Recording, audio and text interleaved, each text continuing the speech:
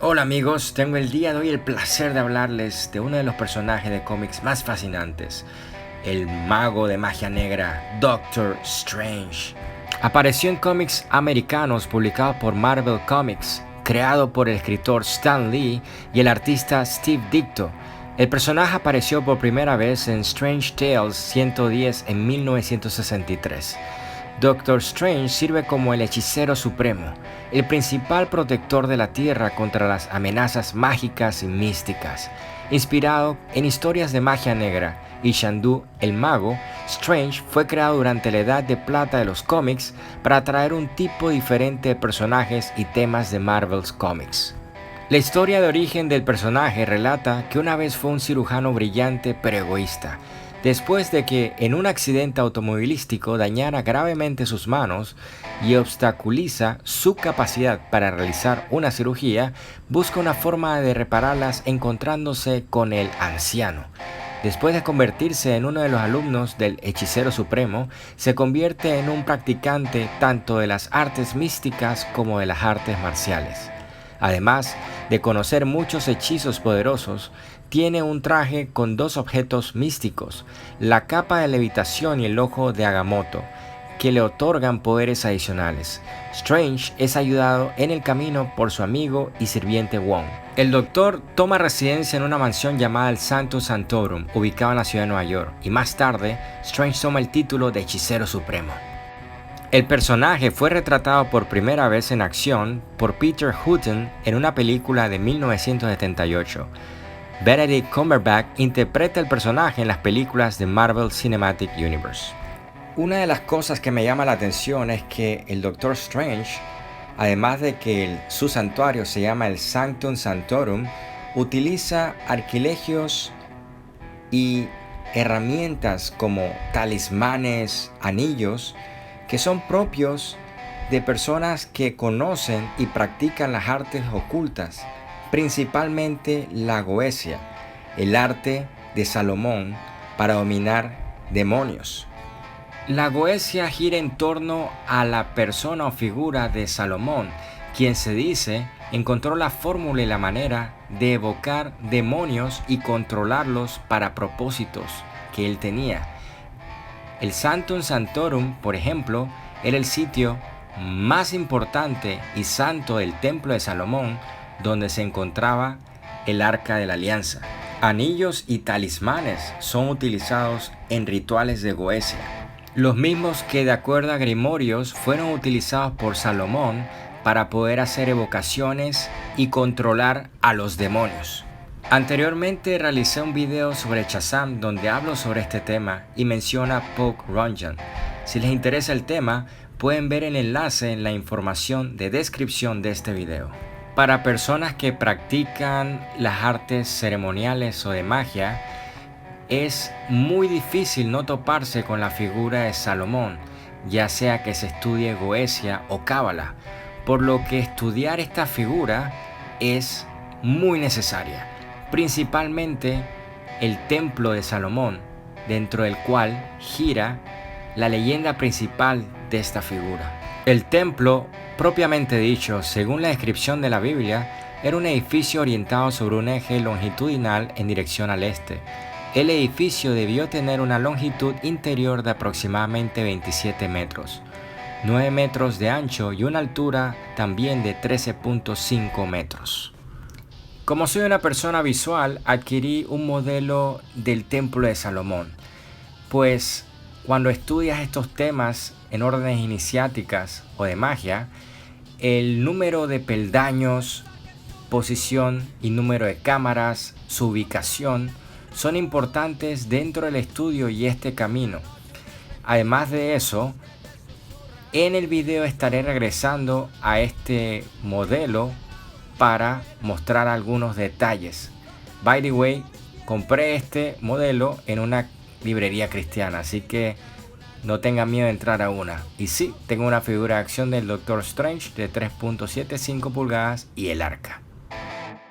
De regreso al templo. Sus dimensiones, por tanto, eran comparables a las de una capilla, mas el culto por lo general se llevaba a cabo desde su exterior.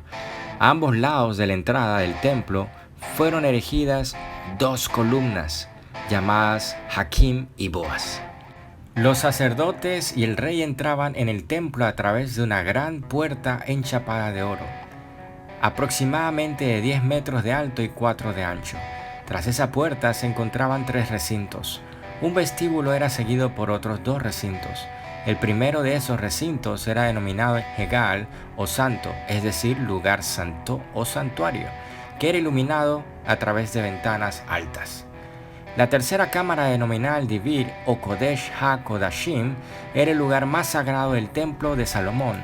En latín se le conoce como el Sanctum Sanctorum y en español como el Santo de los Santos.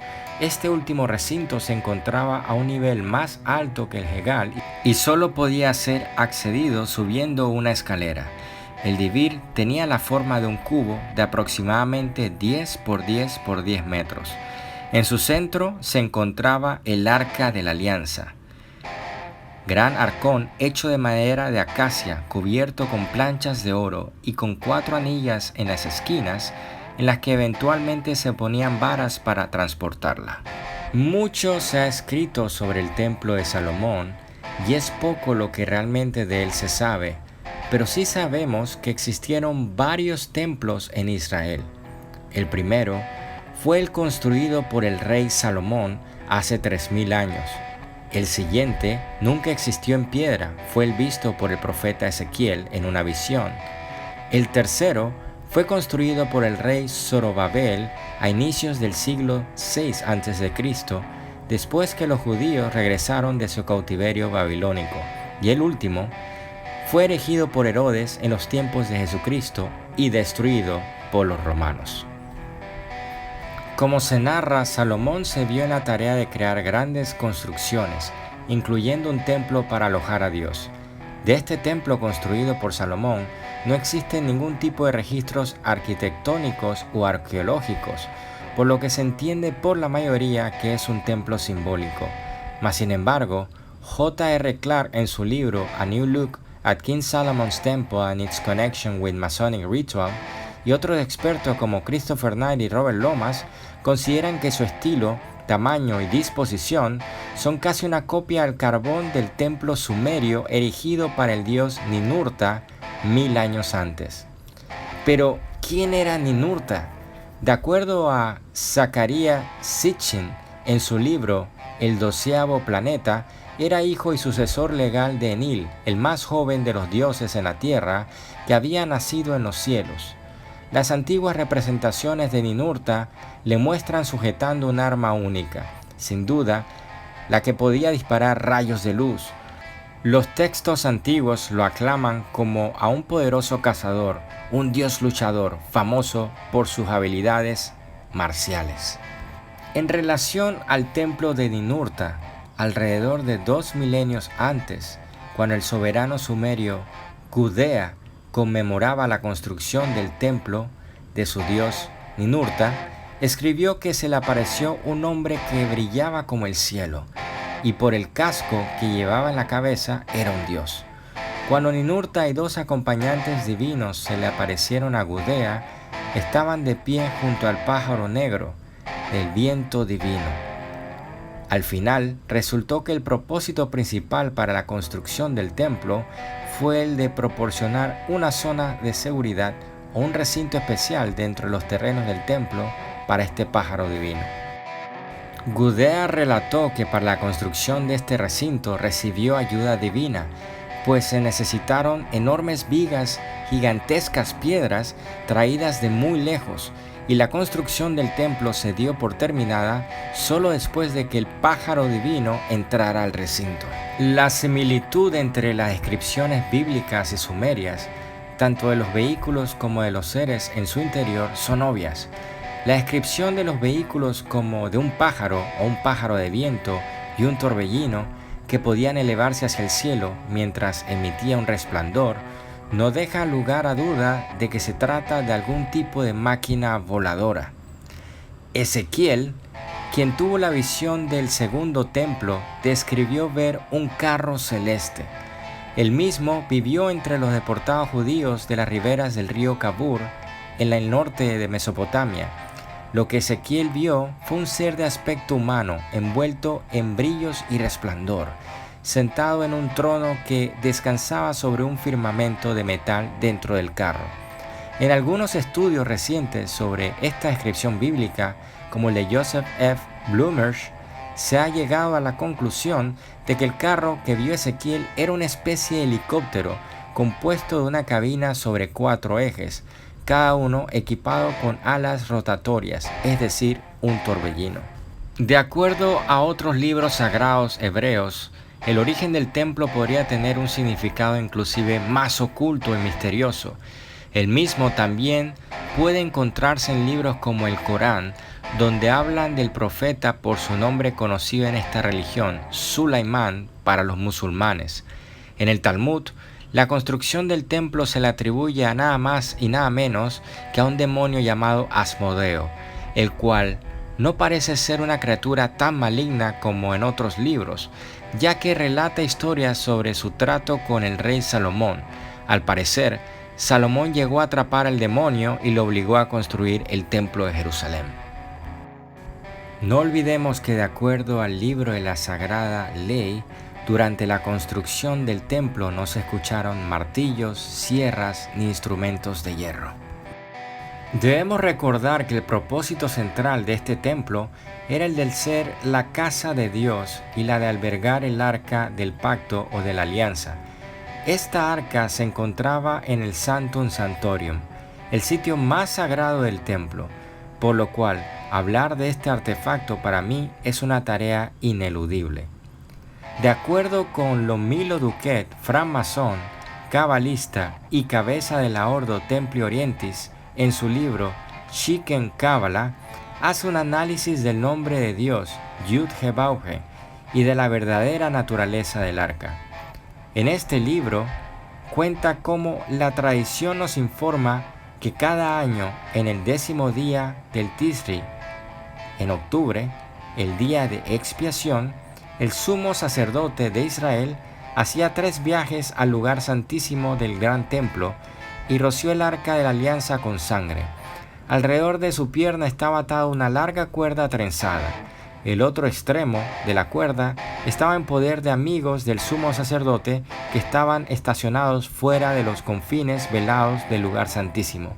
En su tercera visita al lugar santísimo, mientras una multitud de fieles se paraban fuera del templo e hizo mucho ruido, el sumo sacerdote puso sus manos directamente sobre el arca y pronunció el nombre inefable como la deidad ardiente se reveló en la nube y el relámpago por encima de la tapa apareció, la silla de misericordia. La cuerda era necesaria porque de vez en cuando, en el clímax de esta ceremonia suprema, el sumo sacerdote explotaba. Después de la espectacular salida del pobre hombre, el Santo de los Santos se llenaba de tanto humo y fuego que se volvió demasiado peligroso para entrar, y los restos de los asados sacerdotes tenían que ser arrastrados de la cámara por la cuerda, para que el año siguiente un nuevo sacerdote tuviese otra oportunidad. En primer lugar, hay que recordar que la gente beligerante de los tiempos del Antiguo Testamento era un lote muy supersticioso. Llevaron a sus dioses a la batalla con ellos en forma de estatuas o animales u otros objetos, talismanes, meteoritos, y si un lado pasó a ganar la batalla, su dios fue considerado superior al dios del lado perdedor. Muy a menudo, lo primero que el ejército derrotado hacía después era reagruparse para robar el dios de los ganadores y ponerlo a trabajar para ellos. Leemos en el 1 de Samuel que esto sucedió al arca de la alianza. Los filisteos robaron el arca, pero más tarde lo devolvieron cuando descubrieron que seguía matando a cualquiera que intentara moverlo. El arca era un arma letal y los israelitas lo trataban como tal.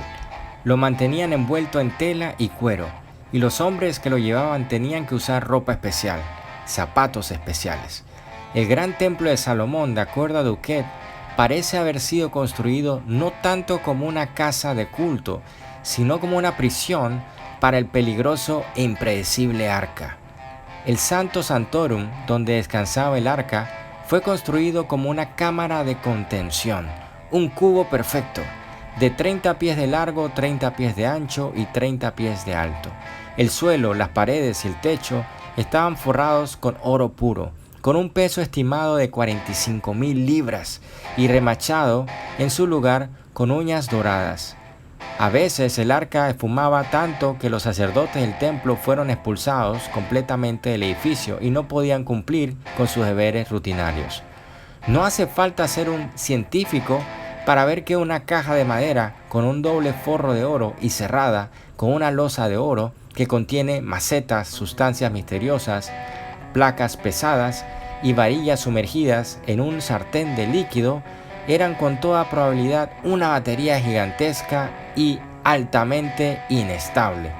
Los dos querubines en la tapa servían como ánodo y cátodo, y una chispa o arco, la presencia en llamas de Dios, saltaba locamente entre las puntas de las dos alas doradas altamente conductivas. Recordemos que las baterías viables se han encontrado en las tumbas egipcias de este periodo y anteriormente.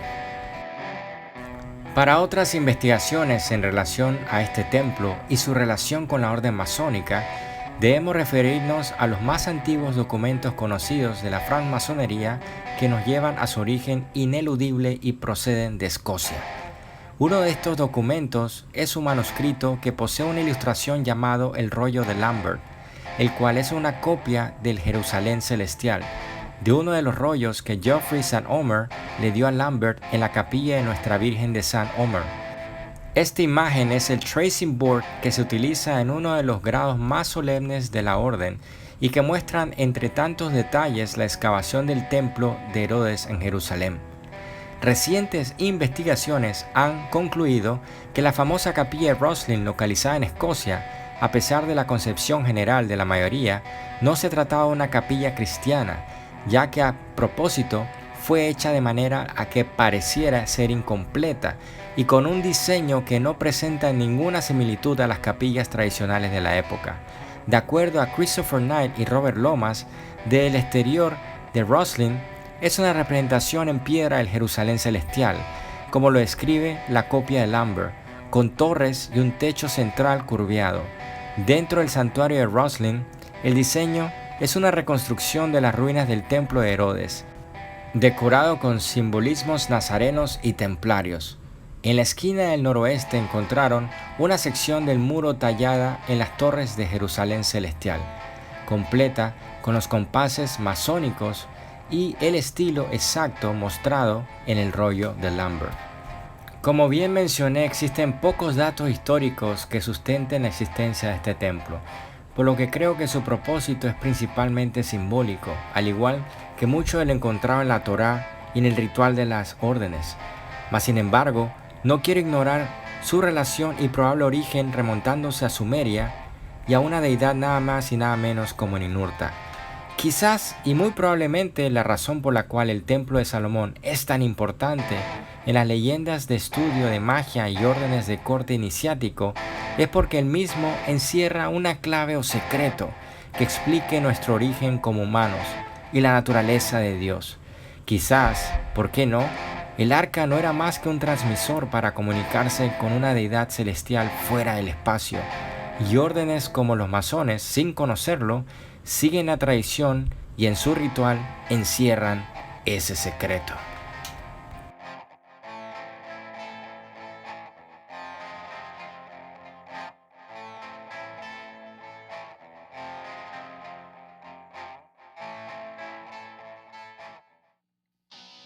Bueno amigos, espero les haya gustado el video, suscríbanse al canal, denle like, compártanlo, síganme en Instagram y no olviden checar los enlaces y los otros videos que tengo de superhéroes. Recuerden, el amor es toda la ley 93.